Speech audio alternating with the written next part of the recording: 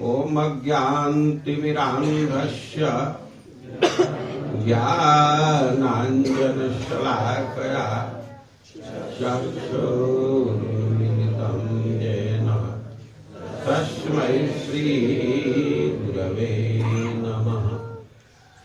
हे कृष्ण करुणा सिन्धो दीनबन्धो जगत्पते गोपेश गोपिका कांत राधाकांत नमस्ते।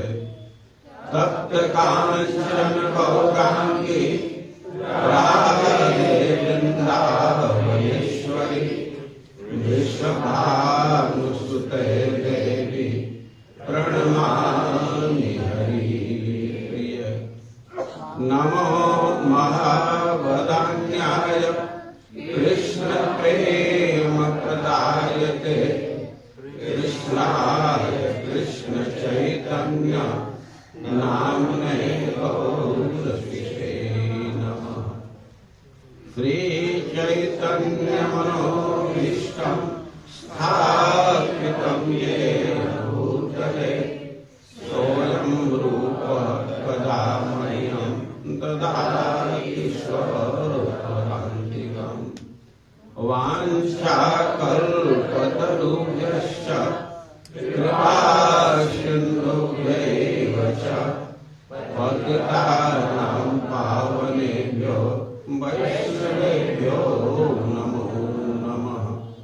जय श्री कृष्ण चैतन्य प्रभो नित्यानंद श्री अद्वैत गदाधर श्रीवासादि गौर भक्तवृंद। हरे कृष्णा कृष्णा कृष्णा हरे हरे हरे राम राम राम हरे हरे। हरे कृष्णा कृष्णा कृष्णा कृष्णा हरे हरे हरे राम राम राम हरे हरे। हम लोग आवृत्ति करेंगे श्रीमद् भागवतम के 10वें स्कंध के 38वें अध्याय का 9 नंबर का श्लोक। स्कंध 10 अध्याय 38 श्लोक 9। ओम नमो भगवते वासुदेवाय। ओम नमो भगवते वासुदेवाय। ओम नमो भगवते वासुदेवाय। ओम नमो भगवते वासुदेवाय। ओम नमो भगवते वासुदेवाय। ओम नमो भगवते वासुदेवाय। द्रक्ष्यामि नूनं सुकपोलनासिकं स्मित अवलोक अरुण कंजलोचनम स्मितावलोकारुण कंजलोचनम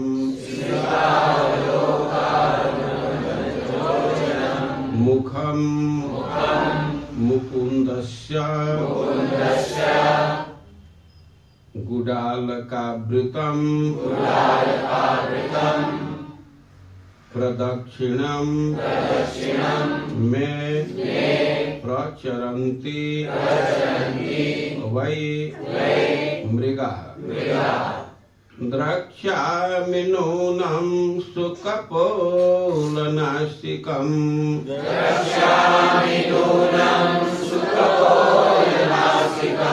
स्मितावलोकारुणकञ्जलोचनम्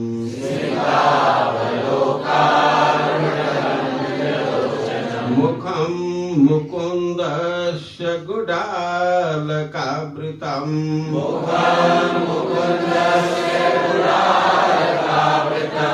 प्रदक्षिणं मे प्रचरन्ति वै मृगाः।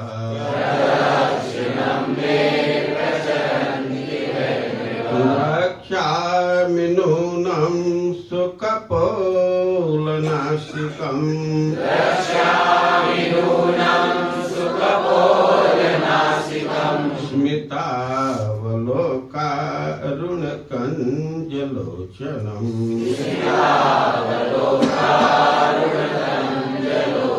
मुखं मुकुन्दस्य गुडालकावृतम्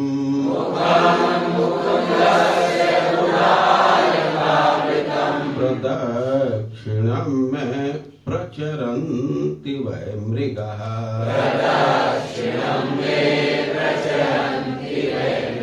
सब लोग साथ में बोलिए द्रक्ष्यामि नूनं सुखबोधनासिकम् स्मितावलोकारुणकञ्जलोचनम् मुखं मुकुन्दस्य गुडालकावृतम्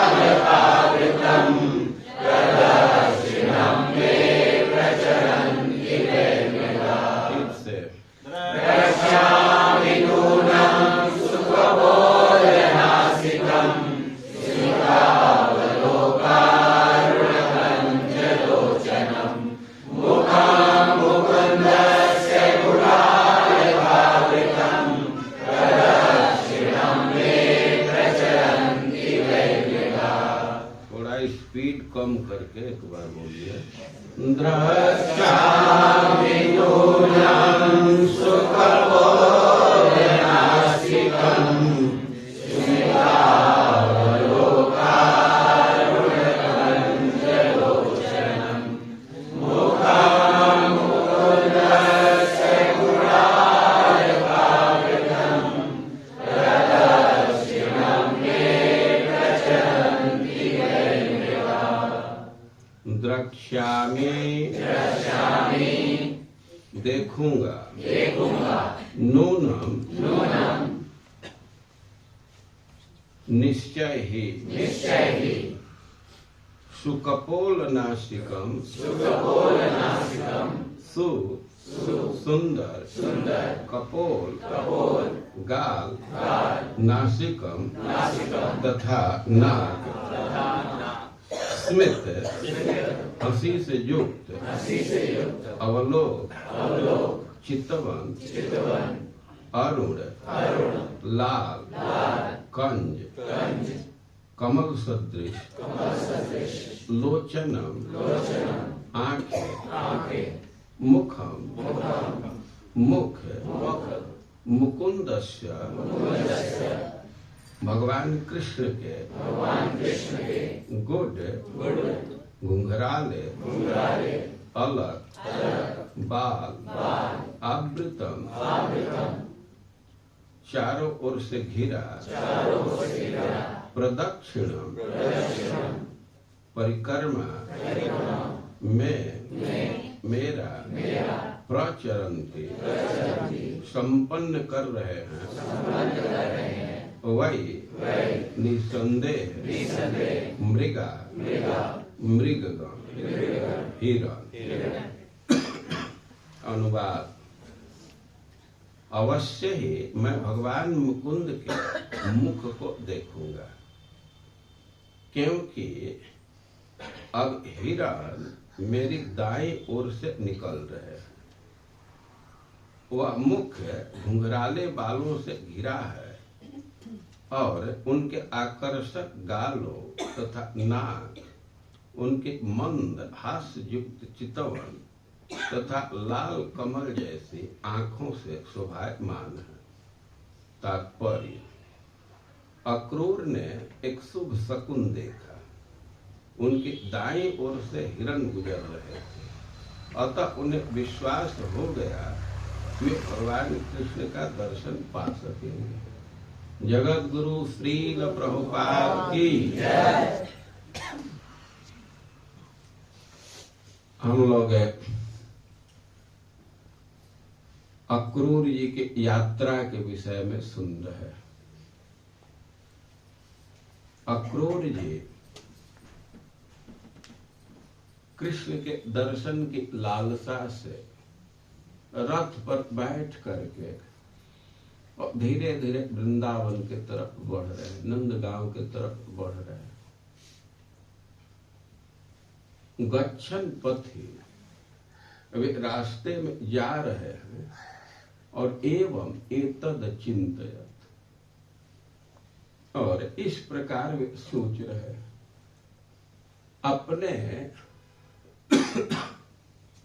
भाग्य के तरफ विचार कर रहे हैं कि कोई सुकृत उदित हुआ है या भगवान की कृपा से हमारा भाग्य प्रकाशित हुआ है, आज कृष्ण के चरणों का दर्शन होगा।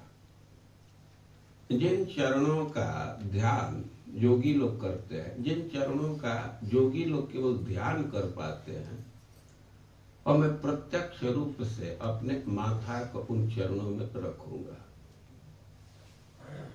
और भगवान के चरण के विषय में कई एक विचार उनके मन में आ रहा है। उसके ऐश्वर्य के विषय में, उसके सौभाग्य के विषय में, उसके कृपालुता के विषय में, और कैसे वह सुलभ है, इस विषय में विचार करते हुए आगे बढ़ रहे हैं।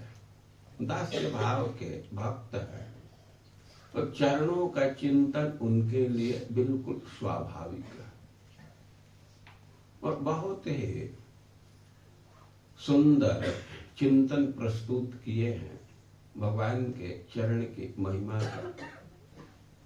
लेकिन भक्ति का उद्रेक है। अक्रूर जी को केवल चरण के चिंतन से संतोष नहीं है। वे कह रहे हैं कि भगवान के चरणों का दर्शन करूंगा, उसमें नमस्कार करूंगा। एक लोभवश वे मुख के तरफ ध्यान दे रहे हैं। तो अब कह रहे हैं द्रक्ष्यामि नूनम्, निश्चित रूप से मैं भगवान के मुख का दर्शन करूंगा। और इसके पीछे उनके मन में आधार आ रहा है कि प्रदक्षिणम व प्रचरन्ति वै मृगा। वे रास्ते में जा रहे हैं तो बार बार उनके दाहिने तरफ से मृग गुजर रहे, हरिण गुजर रहे, और इसको देख करके उनको आशा बन रही है कि बहुत ही शुभ शकुन है, तो अवश्य ही हमें भगवान के मुख का दर्शन मिलेगा। अब भगवान के मुख की भावना कर रहे हैं तो कह रहे हैं कि मुकुंदस्य, मुकुंद के मुख का दर्शन करूंगा। मुकुंद और कुंद पुष्प होता है छोटा छोटा सफेद रंग का, जैसे कुंद पुष्प का समूह ही उनके मुख में निवास किया।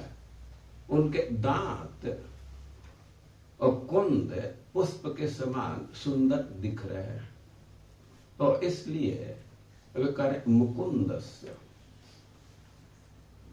और मुख की विशेषता दे रहे हैं कि सुकपोल नासिकम, उस मुख में सुंदर सुंदर गाले हैं। दोनों गाल बहुत ही सुंदर है, उज्जवल है दर्पण के समान, और बहुत ही स्निग्ध है, चिकना है।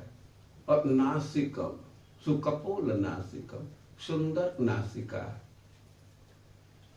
जैसे तिल का फूल होता है तो उस ढंग से भगवान के नासिका का वर्णन किया जाता है। ऊंची नासिका है और मुख में बहुत सुंदर कपोल है और नासिका है, स्मितावलोक और मुस्कान भरी चितवन है, दृष्टि है। अरुण कंज लोचन, और उनकी आंखें रत्नार हैं, अरुण वर्ण की है। अरुण और लाल में थोड़ा अंतर माना जाता है। सूर्योदय होता है उस समय जो सूर्य का रंग होता है, ये सूर्य उसको अरुण कहते हैं। तो कह रहे हैं कि अरुण कंज लोचन, उनके आंख लाल कमल के समान है और ये सुंदर मुख काले काले घुघराले बालों से आवृत है। भगवान के बाल टेढ़े टेढ़े घुघराले हैं और वे प्रायः प्रायः मुख के सामने लटक जाते हैं।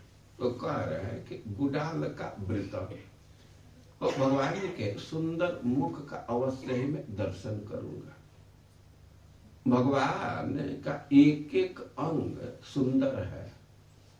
सुखदेव गोस्वामी श्री कृष्ण के चरित्र का वर्णन किए हैं,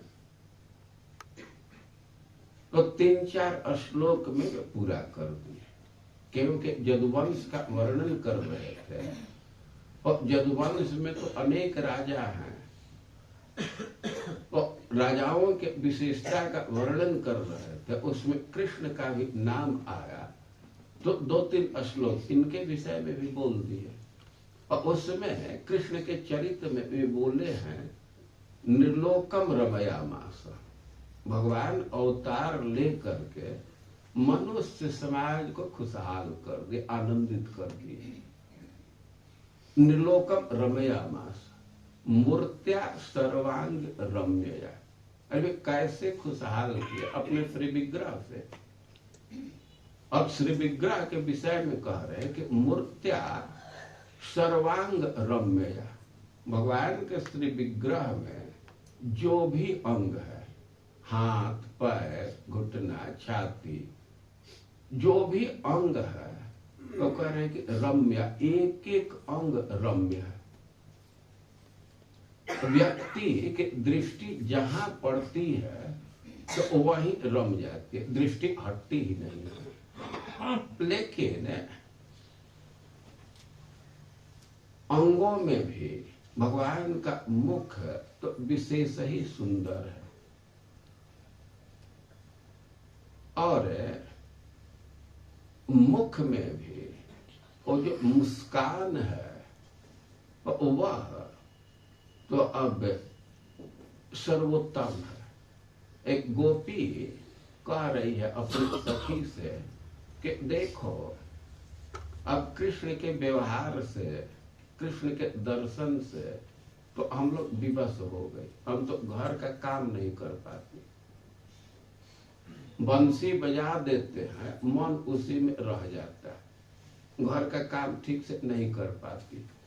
वो कह रही है कि उनके बंसी का प्रतिकार में तो ढूंढ ली हो, कानन दय अंगुरी हम रही है। वे बंसी बजाते हैं और दोनों कान में अंगुली डाल करके रहेंगे, बजाते रहे, उसका कुछ असर नहीं आएगा। उसका तो प्रतिकार है तो मैं चुन ली हूँ, लेकिन मैं स्पष्ट कह देना चाहता हूँ, ब्रज के सारे लोगों से स्पष्ट कह देना चाहता हूँ कि वे आ करके और मुस्का देंगे तो उस मुस्कान को देख करके हम अपने को नहीं संभाल पाओगे। घोषणा करके वे गोपी कह रही भगवान का मुख बहुत सुंदर है, तो उसकी भावना कर रहे हैं। एक गोपियां कृष्ण के आह्वान पर रास के लिए कृष्ण के यहाँ पहुंची और कृष्ण उनका स्वागत किए और थोड़े देर के बाद कहे कि तुम लोगों को घर लौट जाना चाहिए। गोपियां कुछ बोल नहीं रह रही, वे पहले प्रश्न करने लगे कैसे रात में यहाँ आ गई। वो अपने से उत्तर दे रहे हैं कि अच्छा वन की शोभा देखने के, तो ठीक ही है। अब तो वन की शोभा देख ली, प्रतियात गृहम, तुम लोग घर लौट जाओ। गोपियां तो लौटने के लिए नहीं आई थी, कृष्ण नाम लेकर के बुलाए थे और सब कुछ त्याग करके वहां आई थी। गोपियां कृष्ण की बात को सुन करके बहुत दुखी हो गई। ऐसा कह रहे हैं कि इति विप्रिय मां कर, कृष्ण यह कह रहे हैं कि तुम लोग घर लौट जाओ, तो उनको अच्छा नहीं लग रहा है। विषणा भग्न संकल्पा, वे बहुत उदास हो गई, उनके सारे संकल्प ध्वस्त हो गए। वो रास्ते में बहुत तेजी से आ रही थी, जवलोल कुंडला, वेग के मारे उनके कुंडल हिल रहे थे, लेकिन वे कई एक संकल्प को संजो करके आ रही थी। वो रास्ते में तेजी से चल रही हैं और मन में कई एक संकल्प उदित हो रहा है कि कृष्ण के नजदीक जा करके बैठूंगी, उनको देखूंगी, उनका स्पर्श करूंगी, उनका आलिंगन करूंगी, उनका चुंबन करूंगी। क्या क्या संकल्प मन में आ रहा था। लेकिन अब कृष्ण की बात सुन करके भग्न संकल्प, सारे संकल्प ध्वस्त हो गए और चिंता माप दुरत्या, वो बहुत भारी चिंता में पड़ गई। अब मन में ऐसी चिंता छा गई जिसका और छोर ही नहीं दिख रहा था, उदास हो गई।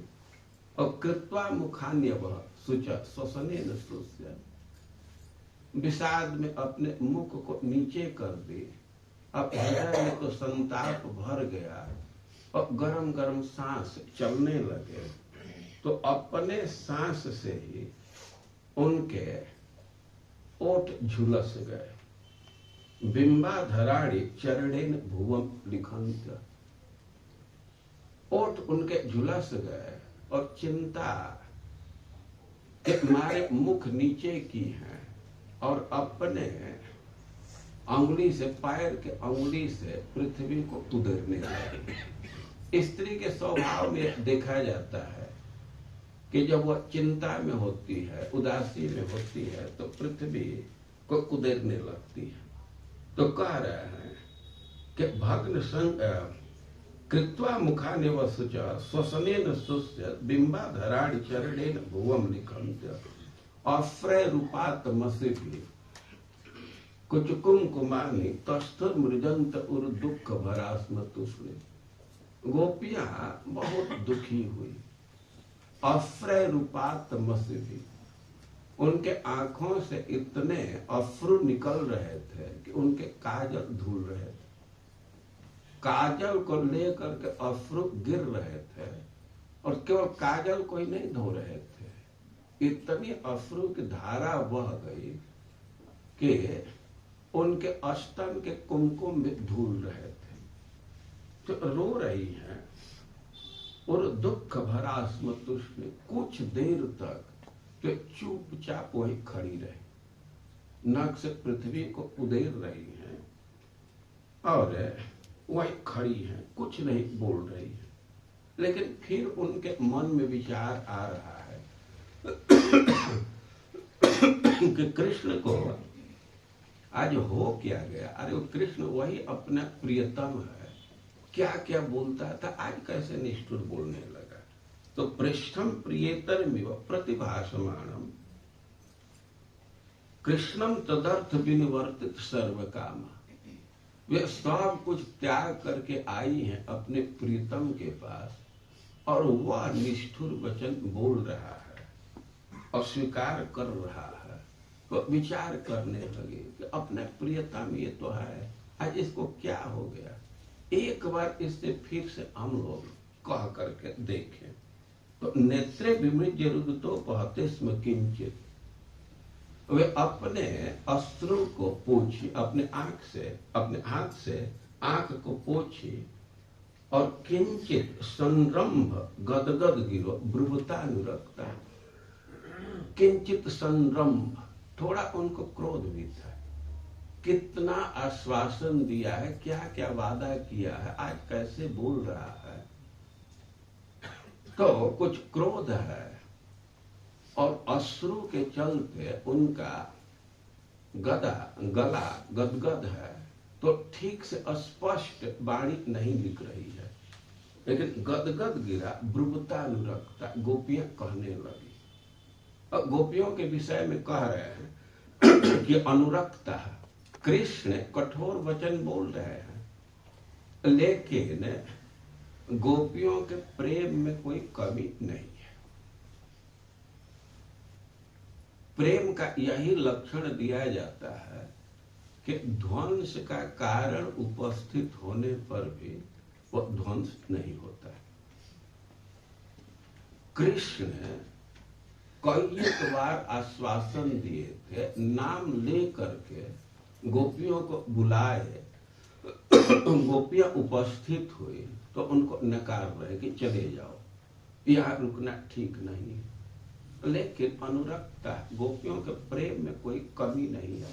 क्रोध जरूर आ रहा है, वो प्रेम का एक तरंग है। संरंभ क्रोध है, लेकिन वो प्रेम का एक तरंग है। और कृष्ण से बोलना प्रारंभ की, कई एक बात कही है, जो जो कृष्ण उपदेश दिए थे तो सबका खंडन प्रारंभ की। वे कहने लगे कृष्ण तुमको बोलना सीखना चाहिए, ऐसे निष्ठुर वचन नहीं बोला जाता है।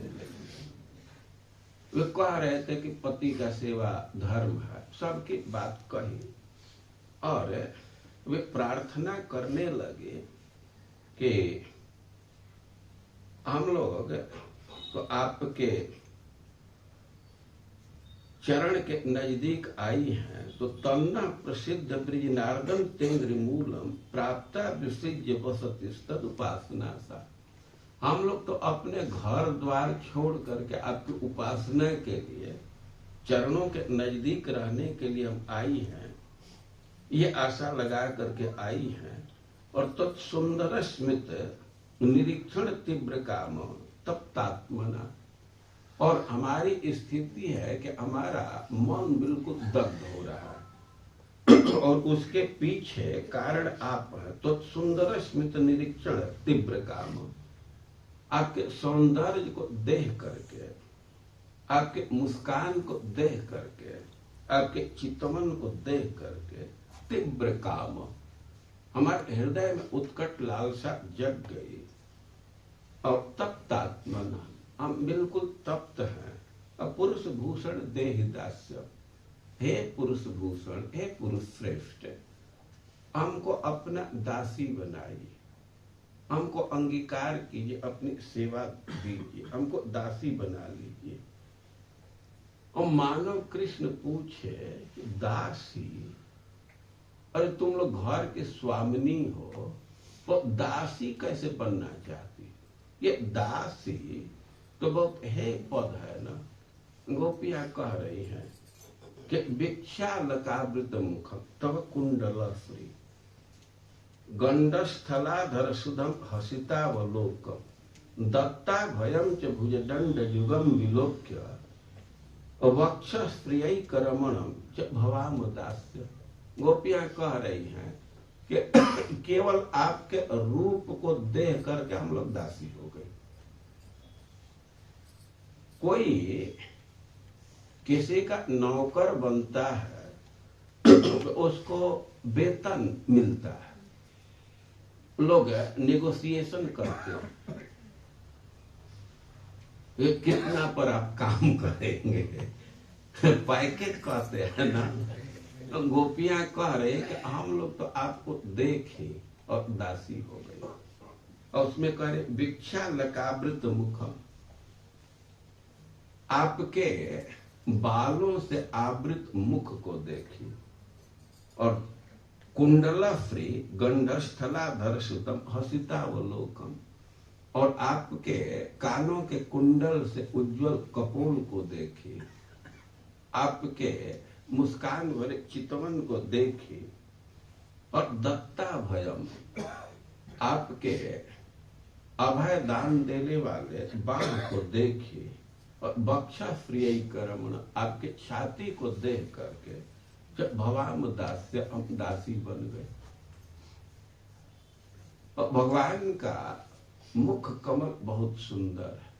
अक्रूर जी उसकी भावना कर रहे, उस पर चिंतन कर रहे हैं कि उस सुंदर मुख कमल का हमें अवश्य दर्शन होगा, क्योंकि अभी शकुन बहुत अच्छा दिख रहा है। मृग हमारे दाहिने तरफ से जा रहे हैं। अप्यद्य विष्णु मनुजत्व मीसो भारावताराय भुवो निजच्छया लावण्य धामनो भवितोपलम्बन मह्यम ननस्या फल मंजसादृश। कि यदि कृष्ण का दर्शन मिलता है तो क्या हमारे आंख का फल बाकी रह जाएगा? क्या फल प्राप्त नहीं हो गया? अब कृष्ण के श्री विग्रह पर विचार कर रहे हैं कि अप्यद्य विष्णु मनुजत्व मेयुष, ये तो विष्णु है, सर्वव्यापक है, लेकिन मनुजत्व मेयुष, ये मनु के वंश में आ गए। मनु के वंशज बन करके यहाँ उपस्थित हैं। और उसके पीछे कारण है भारावताराय, पृथ्वी का भार हरण करने के लिए, और निजेच्छया, अपनी इच्छा से आए। भगवान और जीव में अंतर है। भगवान भी मनुष्य शरीर में आते हैं, दूसरे प्राणी भी मनुष्य शरीर में आते हैं, लेकिन दूसरे प्राणी अपनी इच्छा से नहीं आते। उन पर कर्म का बंधन है और उसके अनुसार उनको शरीर दिया जाता है। लेकिन भगवान निजेच्छया, अपनी इच्छा से शरीर धारण करते हैं। या निजेच्छया, निज का अर्थ है कि जो अपने लोग हैं, निजी जन है, भक्त है, उनकी इच्छा से वे शरीर धारण करते हैं। तो अबे मनुजत्व मेयुष, मनु के वंशज बने हैं, लेकिन लावण्य धाम न, अबे सौंदर्य के धाम है, लावण्य के धाम। लावण्य का अर्थ होता है शरीर में एक तरलता दिखता है।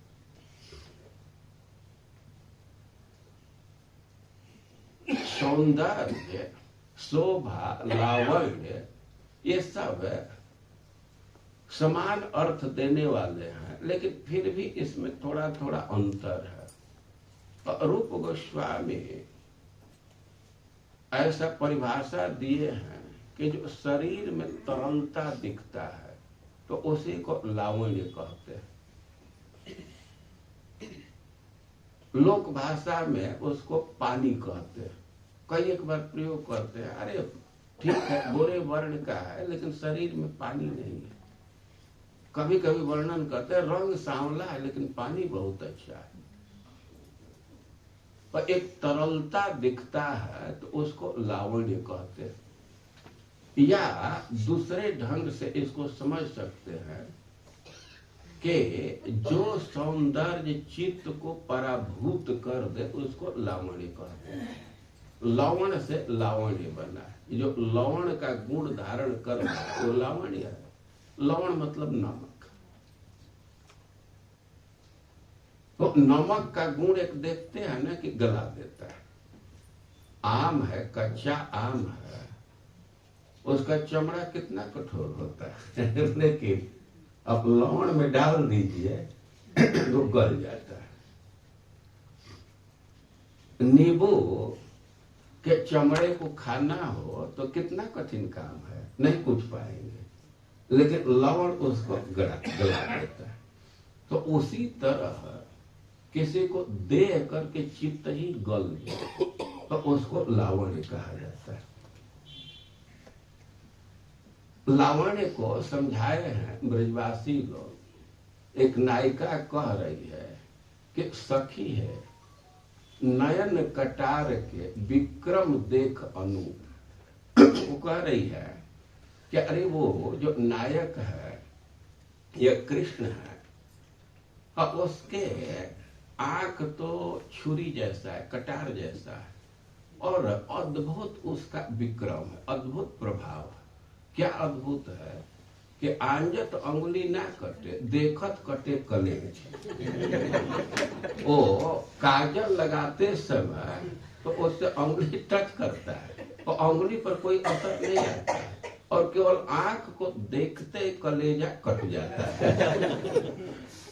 यह लावण्य है जो पराभूत कर दे। गोपियां कृष्ण के रूप देख करके पराभूत हो गई, दासी बन गई। और यहाँ कह रहे हैं कि भले ही कृष्ण मनुष्य शरीर में है, लेकिन लावण्य धामना भवितोपलम्बन, और उस लावण्य धाम का हमें दर्शन मिलेगा तो क्या हमारे आंख का फल नहीं प्राप्त हो जाएगा। भगवान अवतार ग्रहण करके मनुष्य शरीर में आ गए। ऐसे देखने में तो दूसरे आदमी में और भगवान में कुछ अंतर नहीं दिखता है। जैसे और मनुष्य है तो वैसे ही तो भगवान का शरीर है, लेकिन भगवान में और मनुष्य में बहुत भारी अंतर है। भगवान अनेक प्रकार की सृष्टि करते हैं, लेकिन उसमें बंधते नहीं है। भाई, बंधने का कारण क्या होता है? मन में जो भावना रहती है कि हम करता है, हम बनाने वाले, तो आदमी को उसमें आसक्ति हो जाती है। लेकिन भगवान इस कर्तापन के भावना से बिल्कुल रहित है। ये अंतर को समझना चाहिए। भगवान सृष्टि कर रहे हैं, लेकिन वो बच्चों के खेल जैसा, जैसे बच्चे खिलौना बनाते हैं, घर बनाते हैं मिट्टी का, और लता लुती करके खत्म कर देते, कोई आसक्ति नहीं। और मनुष्य की स्थिति है कि कुछ भी बना दिया तो उसमें अपने को कर्ता मानता है। कर्ता मानेगा तो आसक्ति हो जाएगी। एक घर बना दिया तो उसी को सोचता रहता है हम बनाए। और भगवान की स्थिति है कि सब सृष्टि करते हैं, उनके दृष्टि से सब सृष्टि होती है। माया पर दृष्टिपात करते हैं और उसी से सृष्टि होती है। सृष्टि पर विचार करें तो निमित्त कारण, उपादान कारण सब भगवान है, लेकिन फिर भी अहंकार से रहित। उनको यह भावना नहीं है कि हम सृष्टि करने वाले, उससे एकदम अलग है। तो सृष्टि करते सब सामग्री वे देते हैं और वे अहंकार से रहित है। और मनुष्य की स्थिति है कि कुछ नहीं कर रहा है, इसकी कोई क्षमता नहीं, और फालतू का अहंकार पोष लेता है। मनुष्य कुछ नहीं कर रहा है। अरे कोई बिल्डिंग खड़ा कर रहा है तो मिट्टी पानी तो सब भगवान दिए हैं, उसको रूपांतरित करके खड़ा कर देता है, मानता है कि हम करता है। वह करता है नहीं, और वह तो भगवान का एक यंत्र है, भगवान का एक टूल है, औजार है। भगवान जैसा कराना चाहते हैं वैसा करा लेते हैं उससे। भगवान बड़े होशियार हैं, उनको सृष्टि करनी है, पालन करना है और नाश भी करना है, लेकिन खुद हाथ नहीं लगाते। वो सब मनुष्यों से करा लेते हैं। ये सब भगवान कराते हैं। देखिए, किसी का भरण पोषण कोई कर रहा है तो अहंकार में होता है। खास करके माता पिता को बहुत अहंकार होता है, क्रोध में होता है, मैं तुमको पाला पोसा। अरे ठीक है, आप पाले पोसे हैं, लेकिन फिर से आप विचार कर लीजिए कि आप ही पाले पोसे हैं। तो माँ तो बोलती है कह रहे तुमको दूध पिला करके बड़ी की, और थोड़ा एक बार फिर विचार कर लो कि दूध बनाया कौन। देखिए, पालन करने वाले भगवान है। अब वे माता पिता के हृदय में स्नेह उत्पन्न करके राजा के हृदय में कर्तव्य का भाव उत्पन्न करके पालन पोषण करा लेते। अब कोई कोई कहेगा कि प्रकट हम लोग करते हैं और भगवान उसमें क्या करते हैं। ना, भगवान ही कराते हैं, वो पालन भगवान करा रहे हैं और कहीं करा लेंगे, किसी जीव से करा लेंगे। ऐसी सृष्टि किए हैं कि किसी प्राणी का पालन किसी प्राणी से करा लेंगे। देखिए, माता पिता को अहंकार होता है, हम पालन कर रहे हैं, लेकिन ऐसा देखा जाता है कि कोई कोई व्यक्ति ऐसे निकलते हैं कि उनको माता पिता का पता ही नहीं है, माता पिता को देखे ही नहीं, उनका भी पालन हो जाता है। तो पालन कराने वाले भगवान है। माता पिता से कराएंगे या दूसरे से भी करा देंगे।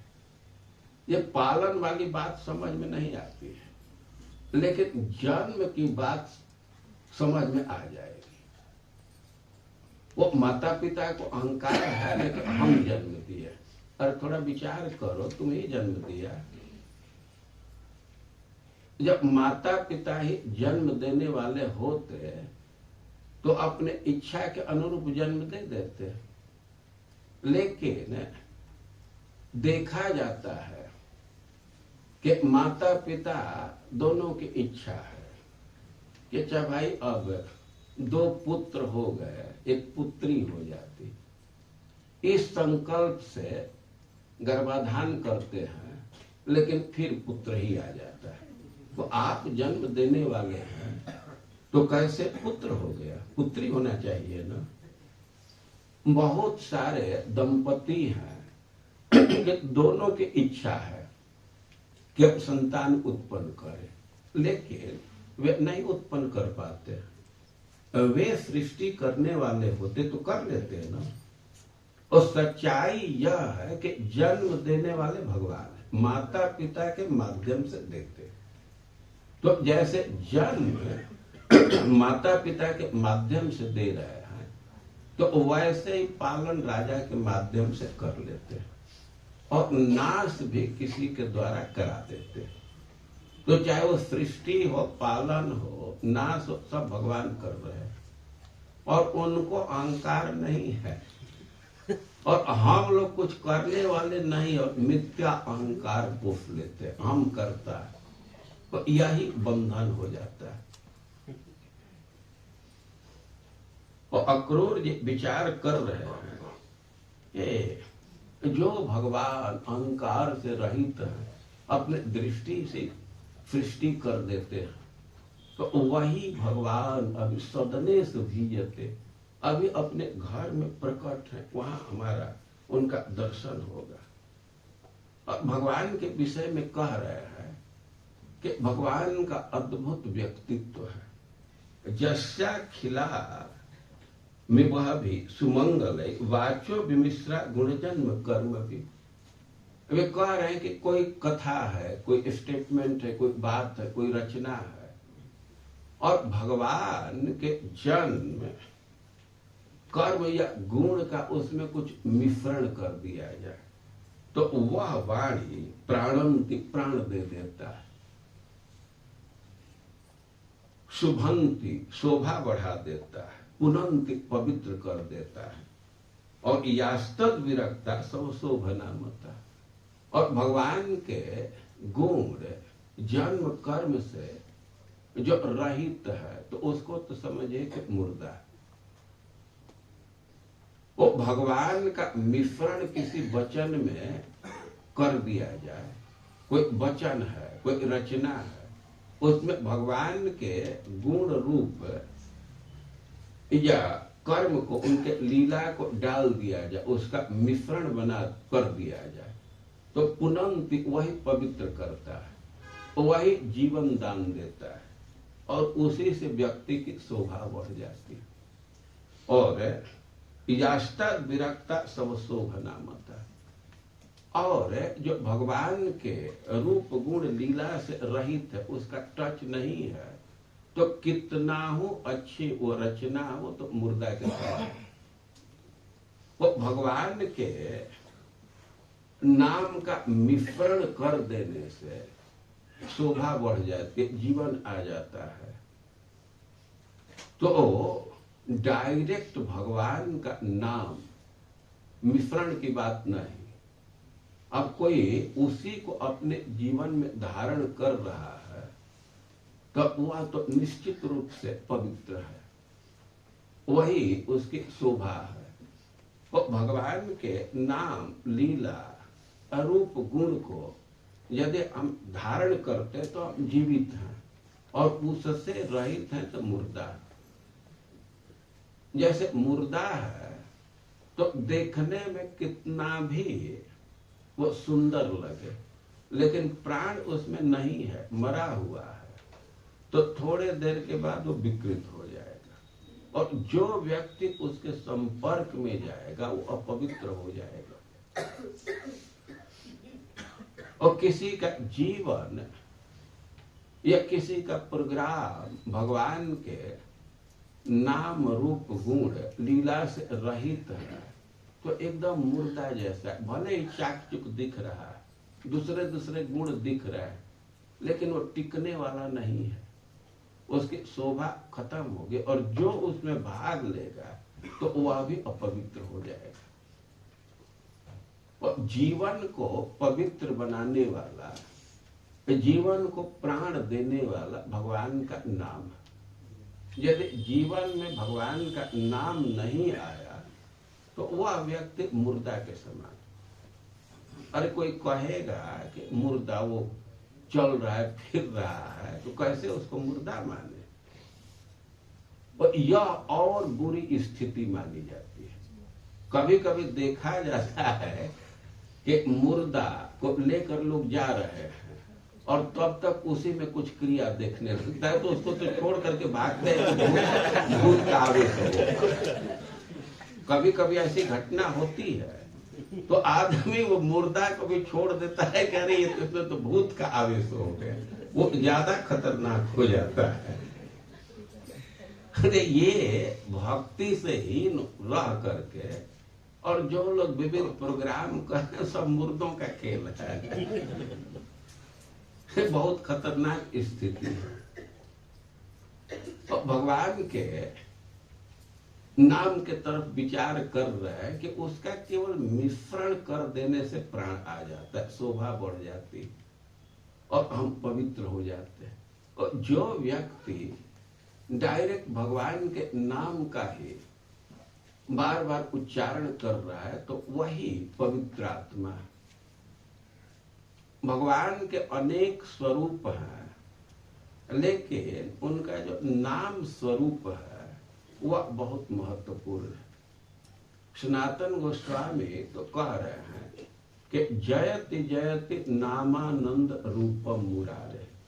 मुरारी के अनेक रूप हैं, लेकिन हम तो नाम रूप का जय जयकार कर रहे हैं। अभी क्यों इसको चुने? नामानंद रूपम मुरारे, ये आनंद स्वरूप है। नाम आनंद स्वरूप, या दूसरे को भी आनंदित करता है, दूसरे को भी आनंद देता है, इसलिए इसको कह रहा है कि नामानंद। नाम का मतलब उससे आनंद जुड़ा हुआ, जो संपर्क में आएगा उसको आनंद की प्राप्ति होगी। और जयति जयति नामानंद रूपम मुरारे। हम तो भगवान के रूपों में से ये जो नामात्मक रूप है इसी का जय जयकार कर रहा, इसका वर्ण कर रहा। और वे इसका क्यों वर्ण कर लिए? कुछ ग्राउंड दीजिए तो कह रहे विरमित निज धर्म ध्यान पूजा दियत्न। साधना तो अनेक है, लेकिन नाम में सुविधा यह कि इसमें कुछ परिश्रम नहीं करना है। विरमित निज धर्म, व्यक्ति वर्ण आश्रम में बंधा हुआ है, उसको स्वधर्म कहा जाता है, लेकिन अपने धर्म के पालन करने में परिश्रम करना पड़ता है। कोई एक नियम बनाया गया। श्रीमद् भागवतम आप पढ़ेंगे तो ब्रह्मचारियों का धर्म है कि गुरुकुल में रहे, गुरु जी की सेवा करें, पानी लावे, ईंधन लावे, भिक्षा मांग करके लावे, गुरु जी को अर्पित करें। और गुरु जी भोजन करने के बाद कहे कि बेटा तुम भी खा लो, तो भोजन करना। गुरु जी भूल गए तो अब भोजन नहीं कर सकते। सब जुटा करके लाया ब्रह्मचारी, और गुरु जी कदाचित भूल गए तो उसका अधिकार नहीं है खाने का। कोई गृहस्थ है तो अर्जन वह कर रहा है, ऑफिस में काम कर रहा है, खेत में काम कर रहा है, फैक्ट्री में काम कर रहा है, अर्जन वह कर रहा है। लेकिन उसका धर्म है कि भोजन करने के पहले वो देख ले कि हमारे घर में कोई भूखा तो नहीं रह गया। आदमी की बात तो दूर है, कुत्ता बिल्ली को भी देखना होता है कि इसको भोजन मिल गया ना। चलो प्रभुपाद जी मनुस्मृति का उदाहरण देते हुए लिखे हैं कि गृहस्थ का धर्म है कि भोजन लेने के पहले इंश्योर हो जाए कि घर में रहने वाला सांप भी तो भूखा नहीं रह गया, उसको कुछ मिला कि नहीं। वो जिम्मेवारी है, अब ये सब पालन करना होता है। कोई वानप्रस्थी है और उसको आकाश में ही रहना है, गर्मी का दिन है लेकिन फिर भी घर में नहीं जाना है। वो बल के सूर्य का ताप तो लग ही रहा है, ऊपर से और चारों तरफ आग जला करके उसी में खड़ा रहना चाहिए। ये वानप्रस्थी का धर्म दिया गया। भाई ऐसा क्यों उसको दंड दिया जा रहा है? उसका कारण है गृहस्थी जीवन में भोग किया है तो कठोर तपस्या करने से शरीर मन शुद्ध होगा। और उसके शुद्धि के लिए देखते हैं ना, सोना गंदा होता है तो उसको तपाते हैं तब शुद्ध हो जाता है। और गृहस्थी में भोग की प्रवृत्ति है तो उसको धारा मोड़ना होता है तब शुद्धि होगी, चेतना शुद्ध होगी। देखिए बुरा मत मानिएगा, ये गृहस्थी का ऐसा प्रवृत्ति है कि बिल्कुल व्यक्ति आश्रित हो जाता है। कोई ब्रह्मचारी है, उसको बर्तन धोने में, कपड़ा धोने में कोई परिश्रम नहीं, लेकिन गृहस्थों के लिए पहाड़ हो जाता है। 2-4 दिन पत्नी नहीं रहती है, बर्तन धोना बहुत भारी काम, कपड़ा धोना बहुत भारी काम। भोग की जो प्रवृत्ति बन गई है तो इसको चेंज करना होगा। इसी से वानप्रस्थी में बहुत कठोर तपस्या का विधान किया गया। जाड़ा का दिन है फिर भी आकाश में ही रहिए, बहुत बहुत विधान है। सन्यासी सबसे ऊपर माने जाते हैं लेकिन उन पर भी बंधन है। सन्यासियों के लिए नियम है कि दारवी में अपी, और जो काठ की स्त्री है उसका भी पैर से भी स्पर्श न करे। काठ की स्त्री अब तो दुकान पर भी शायद नहीं है, पहले कपड़े के दुकान पर दिखती थी, अब प्लास्टिक की हो गई।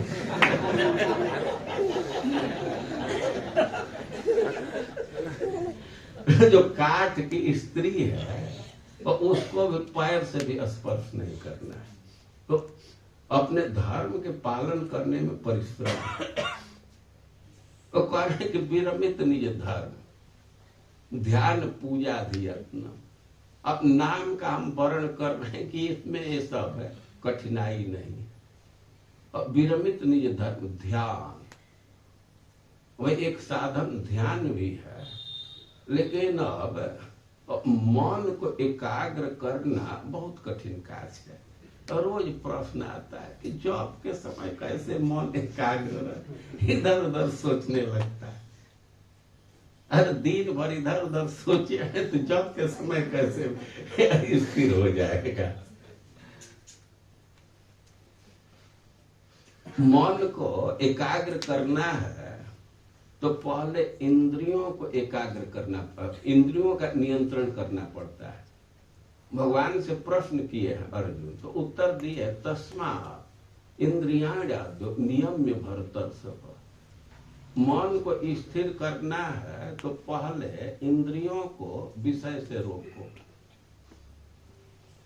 क्योंकि मन की एक मजबूरी है, वो डायरेक्ट किसी विषय को नहीं ग्रहण करता, इंद्रियों के थ्रू ग्रहण करता है। वो कनेक्शन काटेंगे तब उसका फ्यूल कम हो जाएगा, धीरे धीरे स्थिर होगा।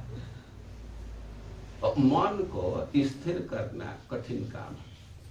तस्मात् इंद्रियाण आदौ, आदौ का अर्थ है कि पहले इंद्रियों का नियंत्रण करो। ये आदौ का एक अर्थ है कि मन को स्थिर करना है तो आदौ जीवन के प्रारंभ में इंद्रियों का नियंत्रण करना चाहिए। इसी से बच्चों को गुरुकुल में भेज दिया जाता है। अब तो शुरू से ही मोबाइल में गेम खेल रहे हैं, क्या क्या दृश्य देख रहे हैं, तो मन क्या एकाग्र करेंगे। आदौ, आदौ मतलब जीवन के प्रारंभिक अवस्था में, जो जीवन के प्रारंभ में ही ट्रेनिंग ले लेते हैं तो उनको मन पर नियंत्रण करना आसान होता है। अब तो जो अवस्था थी इंद्रियों पर नियंत्रण करने का, तो उस समय तो इंद्रियों को छूट दिए, जहां तहां खाए, क्या क्या देखे। अब बाद में मन को एकाग्र करना चाहते हैं तो थोड़ा कठिन हो जाता है। तो आदौ का दो अर्थ है कि पहले इंद्रियों को, या आदौ का एक अर्थ है कि जीवन के प्रारंभ में ही, बाल्य अवस्था में ही इंद्रियों पर नियंत्रण करो, तब मन स्थिर होगा। तो मन को स्थिर करने में परिश्रम है, विरमित निज धर्म ध्यान पूजा धियत्न। और भगवान की पूजा है तो उसके लिए भी यत्न करना पड़ता है। अभी पूजा करना है तो शुद्ध सामग्री से करेंगे। अब आरती करना है तो घी जुटाना पड़ेगा ना, और नहीं तो कम से कम शुद्ध तेल तो जुटाओ। अब इस पर ध्यान नहीं देंगे, अब दुकान पर जाएंगे तो हो सकता है कि घी के बदले चर्बी ही आपको मिल जाए, उसे क्या पूजा करेंगे। वो पूजा का कोई ढंग है। और पूजा में भी परिश्रम। और आदि कह रहा है कि कथा सुनना ये भी बहुत अच्छा साधन है, लेकिन इसमें भी तो वक्ता का चयन करना पड़ता है, कैसे वक्ता बुलाओ। और कोई कोई वक्ता है तो उनकी भाषा ही नहीं समझ में आती है, भाषा का विज्ञान होना चाहिए। तो इसमें भी यत्न है। और कह रहे कि हम तो भगवान के जो नामात्मक रूप है उसका वर्णन करना, इसमें सब झंझट नहीं है, ये बिल्कुल आसान है। और उसकी महिमा है कि कथम अपि शक्तिजात प्राणिना मुक्ति दो। किसी तरह से एक बार भी उससे संपर्क हो गया तो किसी भी प्राणी को मुक्ति प्रदान करने में सक्षम है, मुक्ति प्रदान कर दे। कथम अपि, कथम अपि मतलब शुद्ध अशुद्ध कैसे, या कथम अपि कि कैसे भी जिह्वा से उसका उच्चारण किए, या उच्चारण नहीं कर पाए तो सुन रहे हैं, कान से उसका संपर्क हो गया, अब बधिर है, गूंग है, तो कहीं लिखा हुआ है हरे कृष्णा, इसको आंख से देख लिए तो इसी से मुक्ति हो जाएगी। अरे कोई कोई तो अंधा है, यदि वो अंधा है, देख भी नहीं पा रहा तो त्वक इंद्रिय से केवल स्पर्श कर दिया, कहीं भगवान का नाम लिखा हुआ है और उसको केवल टच कर दिया तो उससे भी किसी भी प्राणी को मुक्ति मिल जाए। कथम अपि, कथम अपि दो अर्थ में, शुद्ध अशुद्ध एक अर्थ, या दूसरा अर्थ है कि कथम अपि किसी इंद्रिय से, जिह्वा से, कान से, आंख से, या स्पर्श से किसी तरह शक्तिशात्मक एक बार संपर्क हुआ तो प्राणी न मुक्तिदः, किसी भी प्राणी को मुक्त कर देगा, इसमें अधिकारी का भेद नहीं है। पर यह नाम के विषय में कह रहे हैं, इसमें कोई यत्न नहीं, भगवान जिह्वा दिए हैं, उसको थोड़ा डुला देना है। हरे कृष्णा कृष्णा कृष्णा हरे हरे, हरे राम राम राम हरे हरे। और कह रहे हैं कि जहां तक हमारी बात है तो परम अमृतमेकम, हमारे लिए तो यही परम सुस्वादु है, सर्वोच्च अमृत, और भूषण में यही हमारा आभूषण है। जिसके जिह्वा पर भगवान का नाम आ रहा है तो वह सबसे सुंदर व्यक्ति है।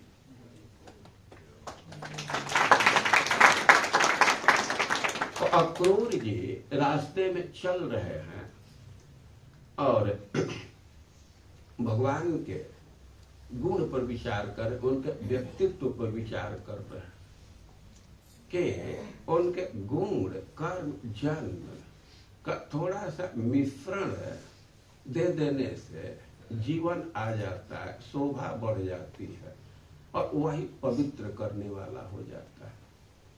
और ताये विरक्ता, उससे तहिया विरक्ता, उससे जो रहित है तो सब शोभना होता है। वो कितना हो सुंदर हो, तो यही उसको समझना चाहिए कि तो मुर्दे का श्रृंगार किया गया। और भगवान के नाम की महिमा पर चिंतन कर रहे हैं। श्रीमद् भागवतम पढ़ते हैं और उसमें परीक्षित महाराज प्रश्न किए सुखदेव गोस्वामी से कि जो म्रियमाण व्यक्ति है, जब मर रहा है, मरने वाला है, तो उसका कर्तव्य क्या है? म्रियमाण शब्द दिए है जो मर रहा है, मरने वाला है। और इस बात को समझना चाहिए कि यह परीक्षित महाराज तक ही प्रश्न सीमित नहीं है। परीक्षित महाराज को साफ था कि 7वें दिन तक्षक 10 लेगा, तो एक तरह से उनका तो 6 दिन का गारंटी था कि 6 दिन मृत्यु नहीं होगी, 7वें दिन मृत्यु होगी। लेकिन यहाँ के जो निवासी हैं, दिल्ली वालों के 6 दिन का भी गारंटी नहीं। निश्वासो नहीं विश्वासो, कदा रुद्धो भविष्य, किसका सांस कब रुक जाएगा इसका विश्वास नहीं है। और केवल सांस रुकने की बात नहीं है, एक दृष्टि से विचार करें तो रोज तो आप मर ही रहे हैं। हम लोग कई एक मरण को प्राप्त कर लिए। अपना फोटो पीछे का देख लीजिए, एल्बम में लोग रखते हैं। और एक समय तो बच्चे का फोटो दिखता है, तो बच्चा तो खत्म ही हो गया, मर ही गया ना। और तब तक किशोरावस्था का वो भी खत्म हो गया। देखिए, ये शरीर के विषय में तो स्थापित तथ्य है कि नित्य मरण हो रहा है। डॉक्टर लोग भी इसको मानते हैं कि 4 साल में व्यक्ति का शरीर बदल जाता है। जो पहले शरीर था, बालक का शरीर था, वो खत्म ही हो गया ना। तो म्रियमाण है, तो कह रहे हैं कि म्रियमाण व्यक्ति का कर्तव्य क्या है? सुखदेव गोस्वामी विचार पूर्वक उत्तर दिए कि भाई, हम तो कहेंगे कि 3 कर्तव्य सबसे महत्वपूर्ण है। अनेक कर्तव्य है, लेकिन कर्तव्यों में राजा के समान है, सबसे श्रेष्ठ है। तस्मात् भारत सर्वात्मा भगवान ईश्वरो हरि श्रोतव्य कीर्तितव्य स्मर्तव्य चिच्छता है। व्यक्ति को भगवान का कीर्तन करना चाहिए, उनके विषय में श्रवण करना चाहिए, उनका स्मरण करना चाहिए। तो सबसे बड़े साधन के रूप में, साधन राज के रूप में 3 साधन का उल्लेख किया, श्रवण, कीर्तन, स्मरण। परीक्षित महाराज इस बात को स्वीकार किए कि ठीक है, राजा के समान है, लेकिन फिर उनका आशय है, प्रश्न प्रश्न है कि राजा में भी चक्रवर्ती का नाम बतला देते तो और अच्छा था। और सुखदेव गोस्वामी इसको भी बोल दिए, एतत् निर्विद्यमाना इच्छताम अकुतो भयम् योगिनाम निपनिर्णीतम हरेर नामान कीर्तन। कीर्तन के अनेक भेद हैं, गुण कीर्तन, लीला कीर्तन, बहुत बहुत है, लेकिन सुखदेव गोस्वामी अपना निर्णय दे रहे हैं कि एतत् निर्विद्यमान, इस संसार का आप क्लासिफिकेशन करेंगे, वर्गीकरण करेंगे, तो कुछ लोग ऐसे हैं कि इच्छता, वे अब संसार की इच्छा कर रहे हैं, विज्ञापन देख रहे हैं कहाँ नौकरी मिलेगा, प्लॉट देख रहे हैं किधर प्लॉट मिलेगा, किधर, और किस किस वेबसाइट पर जाते हैं कि विवाह की कहाँ अपॉर्चुनिटी है, अभी विवाह करना चाहते हैं, नौकरी चाहते हैं, घर खरीदना चाहते हैं, अपना कुछ कैरियर बनाना चाहते हैं, क्या क्या इच्छा होती है। क्योंकि ठीक है, एक ग्रुप है इच्छता, लेकिन एक ग्रुप है निर्विद्यमाना। अब उनको संसार अच्छा नहीं लग रहा है, अब योजना कर रहे हैं कि दिल्ली छोड़ देते, एनसीआर से छोड़ करके वृंदावन चले, योजना कर रहे हैं। अब छोड़ने की योजना कर रहे हैं कि रिटायरमेंट तक काम करें, कि वॉलंटियर रिटायरमेंट ले लें, अब ये सब विचार चल रहा है। तो इसको निर्विद्यमान कहा जाए, अब वो त्यागने के फेरे में। और कुछ कुछ लोग हैं जोगिना, अब पकड़ना छोड़ना उनके दिमाग में नहीं है, वे तो भजन में लगे हुए। एतत् निर्विद्यमाना इच्छता योगिना अकुतो भयम्, ऐसा मार्ग जिसमें किसी प्रकार का कोई खतरा नहीं, सबसे सुरक्षित मार्ग, हरेर नामानुकीर्तन, भगवान के नामों का अनुकीर्तन, निरंतर कीर्तन, निरंतर जप करता रहे। ये परंपरा का अनुसरण करते हुए किसी के अनुगत्य में भगवान का नाम ले रहा है, तो यह अकुतो भयम्, सबसे सेफ मार्ग यही है। इसमें किसी प्रकार का कोई खतरा नहीं, कुछ प्रयास नहीं है और कहीं से कोई बाधा नहीं, अकुतो भयम्। अरे कैसे इस बात को कह रहे हैं, कैसे निर्णीतम, इसमें प्रमाण मत पूछो, सारा साधु समाज, सारे शास्त्र का यह निर्णय है। अभी निर्णय करने में विचार करने की जरूरत नहीं है, ये पहले से निर्णीत है। वो स्पष्ट शब्दों में साधनों के चक्रवर्ती के रूप में सुखदेव गोस्वामी कह रहे, हरे नामानुकीर्तन, भगवान के नाम का उच्चारण करना। हम लोग जो जप करते हैं यह भी कीर्तन है, संख्या संकीर्तन इसको कहते हैं।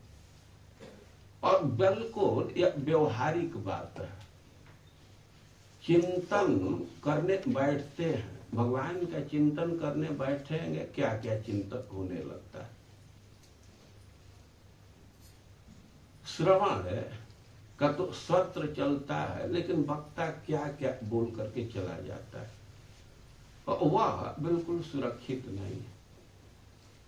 और भगवान का नाम सुरक्षित है और इसमें प्रयास बहुत कम, केवल जपने की इच्छा होगी तो स्वयं स्फुरत पद, वो नाम भगवान जिह्वा पर आ जाते, बोलने लगते।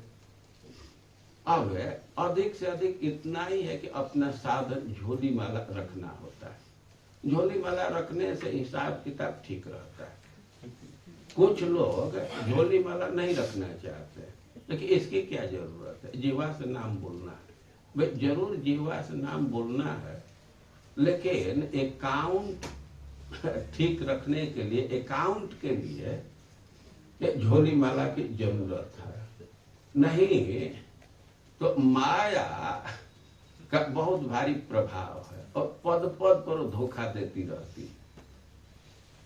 2-4 बार भगवान का नाम ली है तो अब मन कहेगा कि अब तो बहुत हो गया, अब छोड़ देते। तो गणित ठीक रहे, हमें पता चले कि कितना नाम लिए, उसके लिए माला जरूरी है। देखते हैं ना कि कोई विभाग है और उसी में एक अकाउंट ऑफिस रहता है सब हिसाब किताब के लिए, तो साधना का भी हिसाब किताब रहना चाहिए। झोली माला रहने पर भी मन थोड़ा इधर उधर भटकाने लगता है। अब झोली माला न रहे तो कल जो जप नहीं होने देगा। झोली माला रखना होता है और जप कहीं कर सकते हैं, घर में बैठ करके कर सकते हैं, मंदिर में जा करके कर सकते हैं, या रास्ते में चलते हुए कर सकते हैं।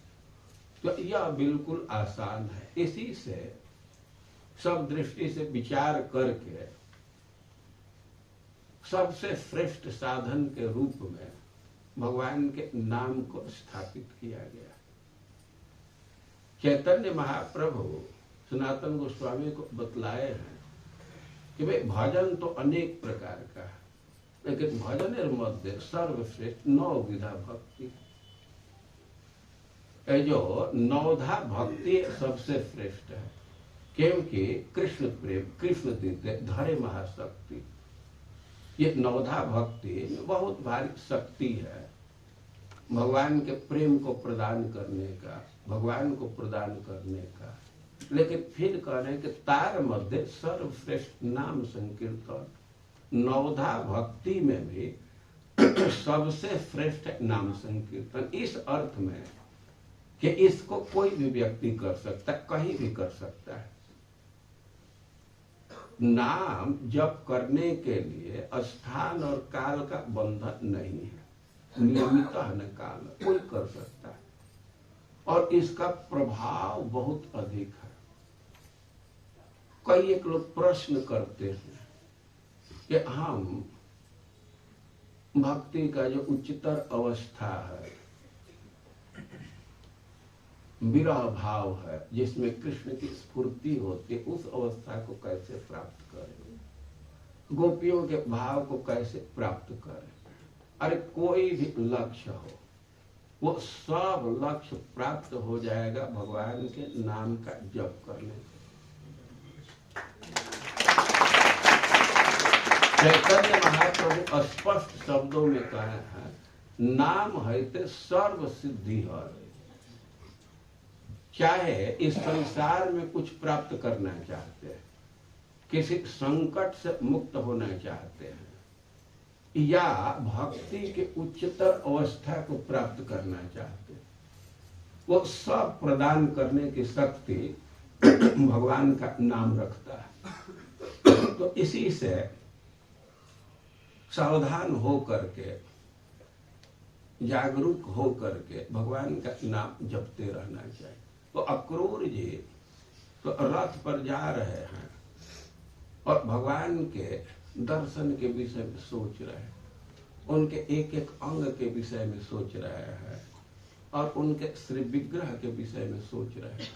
और भगवान अवतार ग्रहण किए हैं धर्म सेतु के पालन के लिए, और उसी क्रम में भगवान के व्यक्तित्व पर विचार कर रहे हैं कि जिनके नाम का, गुण का, लीला का मिश्रण कर देने से जीवन आ जाता है, प्राण आ जाता है, शोभा बढ़ जाती है और वो पवित्र हो जाता है। और उसी भगवान का हमें दर्शन होगा। और क्या क्या सोच रहा है, कुछ बातों को हम लोग संध्या के समय कहने का प्रयास करेंगे। हरे कृष्ण।